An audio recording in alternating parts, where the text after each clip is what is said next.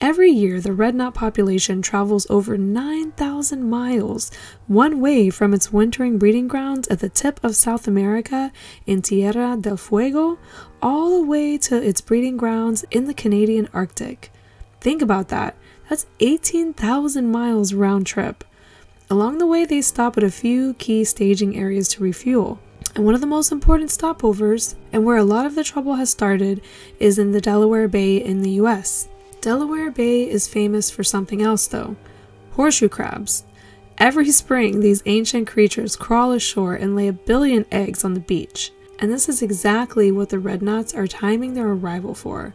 They gorge on the nutrient-rich eggs, building up fat reserves for the final push to the Arctic. If they don't get enough, many won't survive the rest of the trip or be able to breed successfully. So unfortunately, this perfect balance has been seriously disrupted. Over-harvesting of horseshoe crabs for bait and biomedical use has reduced egg availability. Habitat loss along their migration route has left them fewer safe places to rest and feed. Climate change is altering timing. Sometimes the birds arrive before or after peak egg laying, missing their critical window for feeding. As a result, the red knot populations have plummeted. In the 1980s, the rufa population was estimated around 150,000 birds. Today, it's down to only 20,000, give or take. That's an 80 to 90% decline. Wow, that's crazy. But here's something I recently learned that honestly shocked me. Red knots are actually getting smaller as well, so not only are their populations declining, the birds are getting smaller. Multiple studies have shown that due to lack of proper nutrition during migration, especially at the Delaware Bay, many red knots are now arriving to the Arctic physically smaller than previous generations. Smaller bodies, shorter bills, and less fat reserves.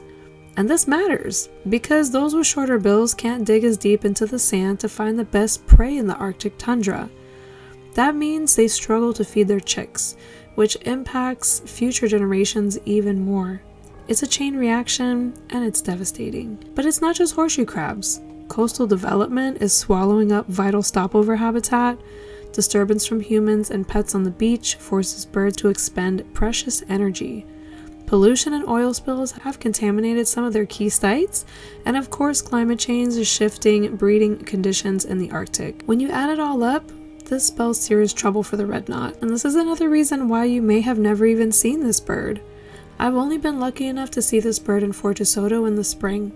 I've gone the past couple years for migration, and I've been lucky enough to be there in the timing that the red knots were there, and that's where I've gotten most of my video from.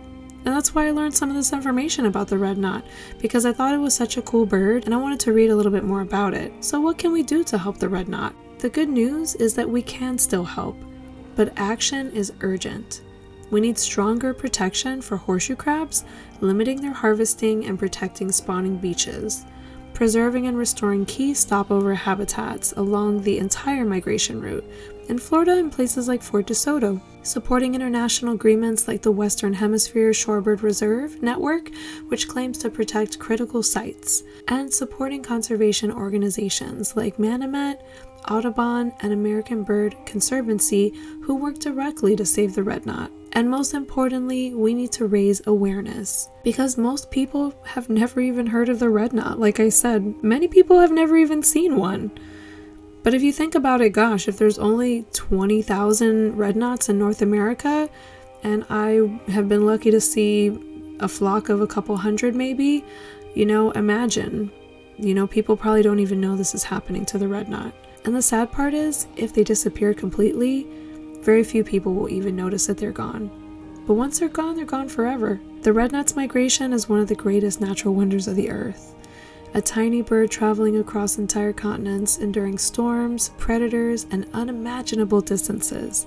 And yet, our actions have pushed them closer and closer to the edge. If you care about these birds, please share their story. Support the organizations fighting for them. And if you ever wish to visit a beach where shorebirds are feeding, give them space. If you go to Fort DeSoto in the spring and you see the red knots, don't run up and try to get close-ups of them. Bring your long lens and just observe them from afar. Their survival depends on every ounce of energy they conserve for their long migration. Because that is a long migration. Geez, 9,000 miles. That's a lot. Thank you for listening today, and let's not lose those incredible birds on our watch.